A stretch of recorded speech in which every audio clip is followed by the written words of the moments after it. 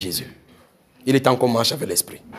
Et vous remarquez que le déclencheur de ces révélations, de cet esprit de sagesse, des révélations, c'est le Saint-Esprit. C'est son moment. C'est son heure. L'ouverture a été faite, ça doit se passer. Vous me suivez? Vous me comprenez? Très bien. Donc on se trouve en haut. Donc, comme on se trouve dans cette dimension-là, on cherche juste des dimensions, ce qui nous intéresse. Ce qui nous intéresse. L'une des grandes révélations, c'est que cette bénédiction-là ne sont pas faites pour ces lieux. C'est fait pour ce lieu-ci où nous sommes. N'est-ce pas si on se comprend? Bon, maintenant, suivez. Regardez. Aspirez au don spirituel. Voilà l'un d'eux. Vous avez vu? Très bien. Les dons spirituels sont les capacités de l'Esprit de Dieu dans un corps naturel pour faire les choses extraordinaires du Dieu Esprit. Vous comprenez? Dieu n'a pas envoyé les êtres humains aller prêcher son royaume qui est esprit, qui vient dans l'esprit par les capacités naturelles. Il faut l'accompagnement de l'être surnaturel qu'est le Saint-Esprit. Ces capacités supra en l'homme sont appelées dons spirituels ou bien charisme. Parce que, hormis ta capacité naturelle à voir, à observer, il te fait voir selon sa volonté. En voyant selon Dieu au travers de toi pour déployer des choses cachées et manifester à l'humain qui se meurt. Les dons spirituels donc, sont les habilités des cieux où Jésus-Christ règne. Cette habilité donc-là est impactée sur ceux qui lui appartiennent sur la terre, qui ont foi en lui, pour les déployer, pour délivrer les gens de la puissance des ténèbres. Ainsi, ceux qui marchent avec Jésus dans la puissance du Saint-Esprit dans les lieux célestes dominent sur la terre en faisant prospérer le royaume du Seigneur et en faisant disparaître les ténèbres. On dit donc qu'ils possèdent la porte de ses ennemis par la puissance du Saint-Esprit qui est déployée en eux. Amen.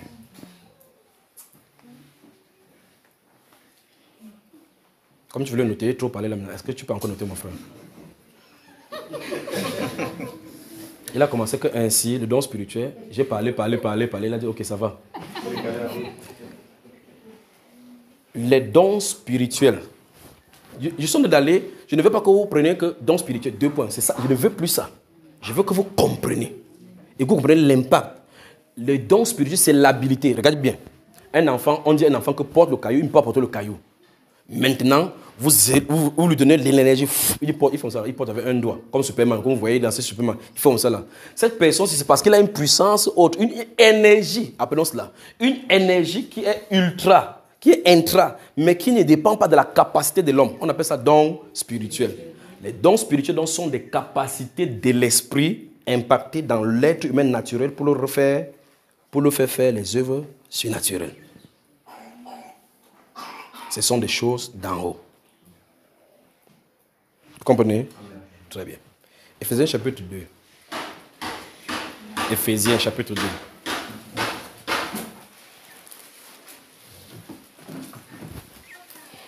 On y va? Verset 10, mon frère. À haute voix. Car nous sommes son ouvrage, oui, ayant été créé en Jésus-Christ pour de bonnes œuvres que Dieu a préparées d'avance afin que nous les pratiquions. Soulignez les bonnes œuvres. Vous voyez donc qu'en fin de compte, nous sommes son ouvrage et nous sommes prédestinés en Christ Jésus, placés en lui. Ce n'est qu'en lui. Donc, ça veut dire que le fonctionnement, c'est dans les lieux célestes. Alors, c'est en lui donc que les bonnes œuvres sont préparées. Et c'est prédestiné pour que nous les accomplissions. Donc, on a déjà fait un travail qu'on va seulement accomplir. Je ne sais pas si vous comprenez. On doit accomplir, pas faire. C'est préparé d'avance. Donc, on prépare une nourriture pour qu'on mange.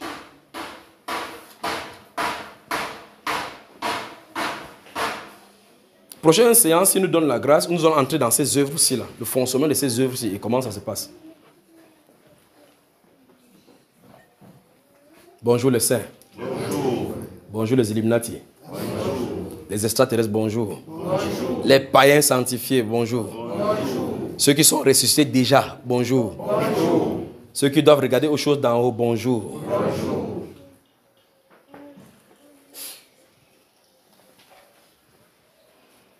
Les dons spirituels sont donc disponibles. Donc, Dieu s'attend à ce que l'Église fonctionne avec... D'abord, on a dit qu'on est en haut. 2, on n'a pas dit qu'on domine sur les militaires, sur les ceci. On a dit les dominations. C'est au-dessus des militaires. Donc, ça dit que les chrétiens ne combattent pas contre les êtres charnels, contre les êtres désincarnés. Et ils ont à leur disposition la puissance pour les faire dégringoler. Parce qu'ils sont en dessous des pieds. Donc, l'Église a l'autorité sur eux. Je vous ai donné le pouvoir de marcher sur les serpents, les scorpions et sur certaines puissances de l'ennemi. Toute la puissance de l'ennemi est. Encore et. Est-ce que Dieu peut mentir alors quelque part? Donc si un chrétien souffre l'affliction d'un démon, c'est gratuit. Vous voyez le problème de ça? C'est gratuit. C'est fait pour le combat jusqu'à ce qu'on monte dans le rème où il y a la résurrection. Parce que là, il y a la résurrection, il n'y a plus de chair. Là, il y a la résurrection, il n'y a plus de péché. Là, il y a la résurrection, il n'y a plus d'accusation. Là, il y a la résurrection, tout est justifié, sanctifié et nettoyé. Après la résurrection, fonctionne la puissance. Vous avez moi, hein? Sommes-nous prêts donc pour cela? Alors, maintenant, qu'est-ce que le chrétien entendant ceci doit faire? Vous allez quitter dans la méditation. Vous devez vous observer maintenant que je suis co-héritier de la puissance de Dieu. Donc, c'est pour moi. L'accès vous est disponible. L'accès vous est disponible. Alléluia. Vous remarquez le frère Georges qui est venu ici parmi vous, il parle au conducteur. Il est venu là, on a prié. Le Saint-Esprit a dit que ça va commencer à marcher dans son ministère. Quand on partait pour l'accompagner, je lui ai dit ce qu'il faut faire. Ils ont organisé la nuit de prière hier. Si vous mettez le voice d'abord, vous serez surpris. Ils ont organisé la nuit de prière. Je lui ai dit que quand tu vas organiser, laisse-toi, tiens-toi juste debout. Demande aux gens de se lever, tends juste la main debout. C'est même ce qui a été touché. Et parle. Il me dit que Elijah, hier la nuit de prière, ça a tourné qu'à la délivrance. C'était fort toute la nuit. Donc ils sont contents maintenant que le même esprit qui se manifeste chez eux. Il dit que c'est incomparable. Ils n'ont jamais vu cela. Juste quoi? Ça se trouve là, va faire. Vous tenez juste debout. Au nom de Jésus, ça commence. Même ses propres pasteurs ont dit que mais, le type, s'il est parti où? Quelqu'un dit Japoma. Japoma. Il faut que vous écrivez ça avant qu'avril n'arrive. Qui ici est dans les lieux célestes? Et depuis vous faites quoi là-bas? Vous ne descendez pas. Hein? Descendez, on voit. On dit que vous êtes calé là-bas depuis. C'est ça, on dit que la création tout entière vous attend. Point quelqu'un dit descendez là. Que je suis moi là-bas. Oh. Vous avez encore peur? Descendez. Amen. Descendez. On ne descend pas juste comme ça. On descend avec la manifestation. Donc rentrez à la maison. Dites Seigneur, je viens de voir. Ton écriture a donné la promesse que la divine puissance, l'infinie grandeur de sa puissance, est censée fonctionner en moi. Quand vous avez fini de regarder cela, et quand vous avez regardé maintenant que c'est la parole de Dieu, et que c'est la promesse de Dieu pour toi, dès que ces conditions sont réunies, réclame ça pour toi. Dès que tu réclames, c'est automatique. Vous pensez qu'on peut faire la magie, qu'on fait comment pour que quelque chose se manifeste? Qu'on fait la magie ou bien un autre livre qu'on lit? Mes frères, c'est la puissance. La parole de Dieu est vivante. D'accord? Croyez, ça marchera. Il n'y a pas de magie à faire. Il n'y a pas de magie. Si quelqu'un dit qu'il ne croit pas, venez. Si quelqu'un parmi vous dit qu'il ne croit pas que ça peut marcher pour lui, dites, je vous fais mettre ici devant vous, vous allez voir comment ça va marcher pour vous. Vous savez que ce n'est pas moi. Qui ne croit pas que ça peut marcher pour lui? Alors tout le monde croit ici. Donc ça marche pour tout le monde. Amen. Descendez quand même du lieu céleste ici. D'accord? Vous êtes mort et votre vie est cachée avec Christ en Dieu. Nous sommes dans les lieux célestes en Christ. Recherchez les choses d'en haut. Donc ça dit que si vous êtes en haut, fouillez ce qui vous appartient. Fouillez. Quelle est l'espérance qui s'attache à ton appel pour qu'il comprenne l'héritage qu'il réserve au sein. Okay. Qu'est-ce qu'il a réservé pour moi? Ok. Dans le lieu céleste en Christ, qu'est-ce que je suis censé faire? Dès que vous commencez à penser ça, le Saint-Esprit vous donne maintenant la révélation de votre personnalité en Christ. Et maintenant, il met en vous maintenant, demande le don de guérison. Parce que c'est dans l'office où il t'a appelé. Quand il commence à demander, maintenant il commence à déployer. Il ne vient pas en te disant que je te donne don maintenant. Ne pensez pas ça à les Écritures. Tu dois exercer. À un moment donné, tu entends, dès que tu commences à te demander, tu entends quelqu'un t'appeler que ouais, j'ai mal au dos. Tu dis, ouais, Seigneur, si tu me donnais le don spirituel, n'attends pas, il ne doit pas donner. Il dit que, oh, j'ai mal au dos. Tu dis, mal au dos. Il dit, oui. Tu te souviens que tu lui as demandé le don spirituel. Il veut que tu exerces. On ne peut pas rester comme ça, on dit quoi. Et puis tu te rends compte que, ok, tu parles au téléphone, au nom de Jésus, après dit, quand tu fais une prière, il guérit, dit non, c'est sûr que c'était un hasard. Frère, est-ce que ça a marché? Vous allez fonctionner. Vous allez fonctionner. Dis à quelqu'un que tu dois fonctionner. Réclame les choses d'en haut. Affectionne-toi aux choses d'en haut. Et non à celles qui sont sur la terre. Vous voyez que depuis un certain temps, il ne parle même plus des choses de la terre, non?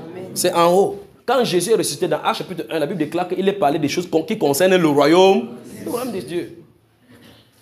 C'est notre royaume à nous. Les gens qui sont sur la terre, on ne peut pas venir se comparer avec eux parce qu'ils ont tous les artifices pour ça. C'est pour ça que ces gens qui étaient ici avec autant un fils pouvaient faire ces choses-ci. Nous allons ramener maintenant les choses du royaume.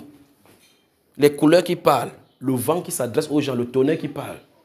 Dit que c'est quoi ça? Dit que ce sont les choses de notre royaume. Parce que dans notre royaume, le poisson parle. Pas vrai? Qui parle au poisson? C'est pas toi qui parle au poisson. Vous faites quoi? Est-ce que le poisson dit que non, l'eau ne nous étouffe pas ici? Il peut te prendre, il dit oui, il prend, il sort l'eau, il dit que ça va, sur la terre c'est bon, tu peux avoir ton père, il dit oui, pas moi. Donc le poisson parle là-bas, ici on mange le poisson.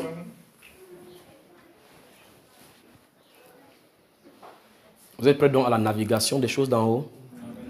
Alors, maintenant, vous allez rentrer à la maison, vous lisez doucement 1 Corinthiens 12 et 1 Corinthiens 14. Et puis vous vous mettez à la prière correspondante, d'accord? 1 Corinthiens 12 et 1 Corinthiens 14. Tous les trésors de vos bénédictions se trouvent là-dedans. Tout ce que Dieu a pour vous en réserve se trouve là-dedans. Ne pensez pas qu'on va finir, on va prier pour toi, que ta maison vienne. Ce n'est pas de ça notre pression. Je suis en train de parler des choses qui sont en réserve. Ça veut dire que quoi? Ces dons-ci, ces dons spirituels ou bien cette bénédiction, ce sont les capacités surnaturelles que Dieu a désignées pour toi pour que, pendant que tu exerces sur la terre, que les choses matérielles qui sont censées suivre, te suivent automatiquement. C'est pour ça qu'il a dit, cherche premièrement le royaume et la justice et toutes ces choses te seront données. Tu ne cherches pas là-bas, c'est ça qui déclenche.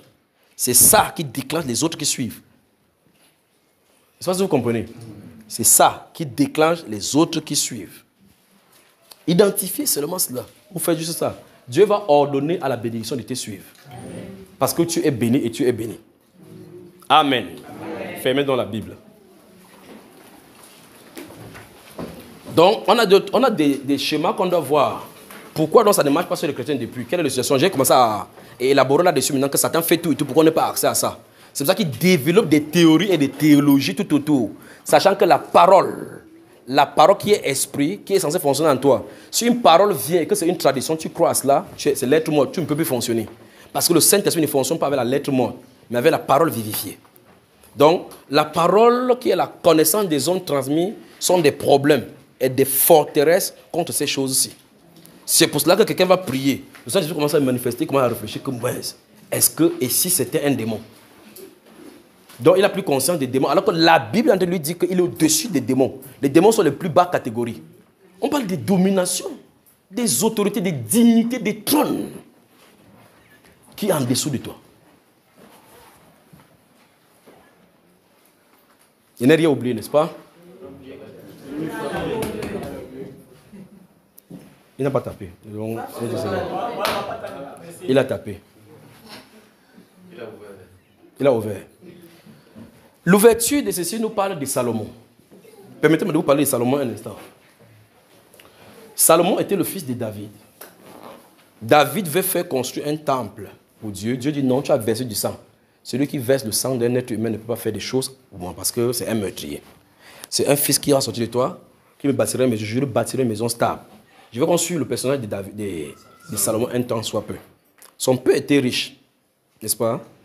Mais après avoir construit la maison, il fait une prière à Dieu. Prenez le temps de lire le livre d'un chronique d'un roi. Il fait une prière à Dieu toute la nuit. Il regarde, il voit qu'il y a danger devant pour un roi de régner sans l'assistance du Saint-Esprit.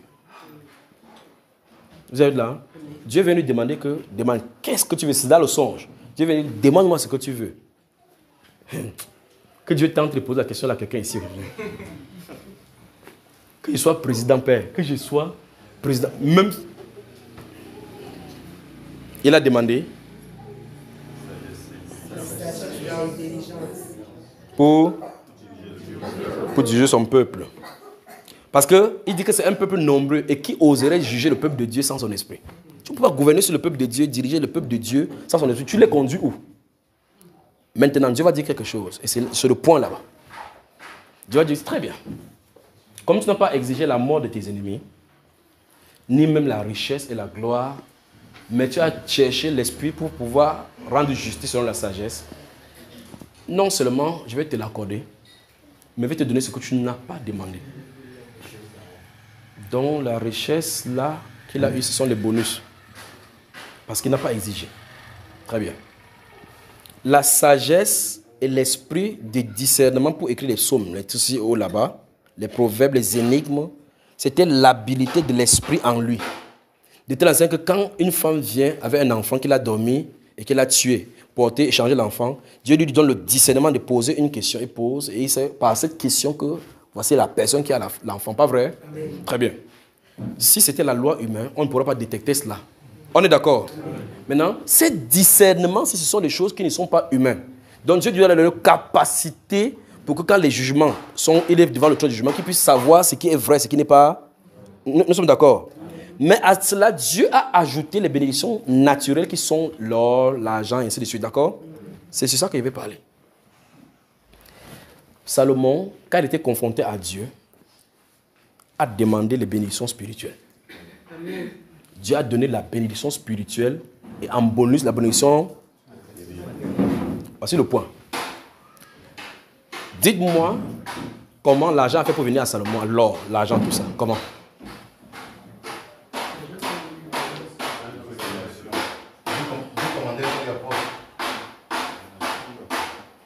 Vous ne voulez pas parler, je vais arrêter.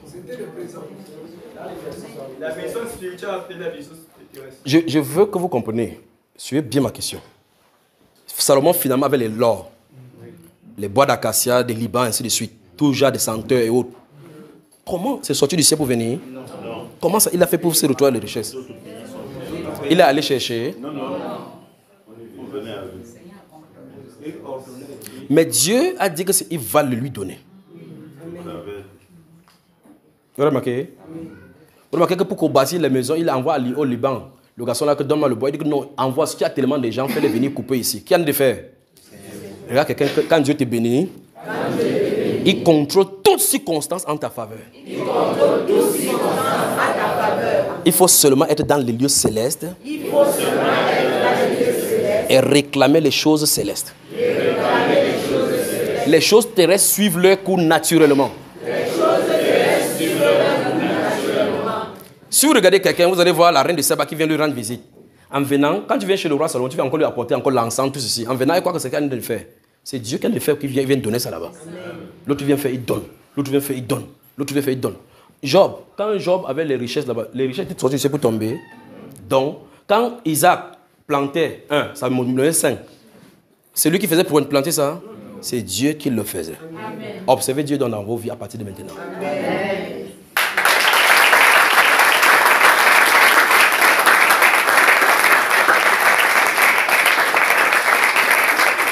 Que le Seigneur vous bénisse, que le Seigneur vous bénisse, que le Seigneur vous bénisse. Amen. Vous avez des potentialités qui ont été prédestinées pour vous. La terre a besoin de ces potentialités. Vous ne pouvez pas rester éternellement bébé spirituel, comptant sur les pasteurs. Les pasteurs ne sont pas des lieux de décharge de votre fardeau pour aller porter encore des fardeaux. Nous sommes tous des solutionneurs. Nous devons procurer des solutions. Vous comprenez? Donc c'est fini maintenant le plénissement. Chacun monte et descend avec les dons spirituels. 1 Corinthiens 12 et 1 Corinthiens 14 doit être votre base pour pouvoir réclamer. Parce qu'on dit là-bas, aspirer aux dons spirituels. Rechercher. Pas vrai? Demandez. On a dit aux dons spirituels, on n'a pas dit que demander telle chose, laisser telle chose. On a dit aspirer. Quand tu sais que tu es appelé, on dit que tu dois comprendre par révélation ce qui s'attache à ton appel. Bon, tu es appelé, oui. A fait quoi? La question doit être répondue. Si c'est répondu, regarde l'habilité spirituelle qui est attachée à cela. Demande. C'est ce que la Sainte Esprit de demander dans les Écritures. Applaudissons pour nous.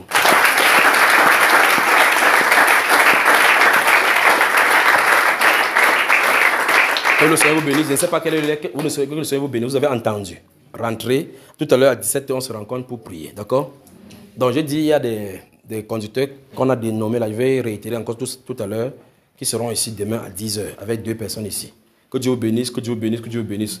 Parlez au Seigneur vous-même maintenant. Parlez au Seigneur, vous avez entendu. Parlez au Seigneur. Parlez au Seigneur. Parlez au Seigneur. Parlez-lui. Parlez-lui. Parlez-lui. Parlez-lui. Parlez-lui de ce que vous avez entendu.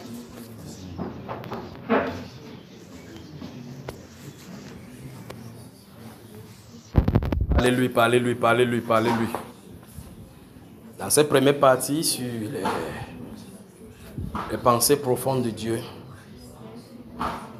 il nous a révélé qu'en réalité, nous avons des bénédictions en réserve dont nous n'avons pas encore exploité. Parlez-lui, parlez-lui. Que le Seigneur vous bénisse.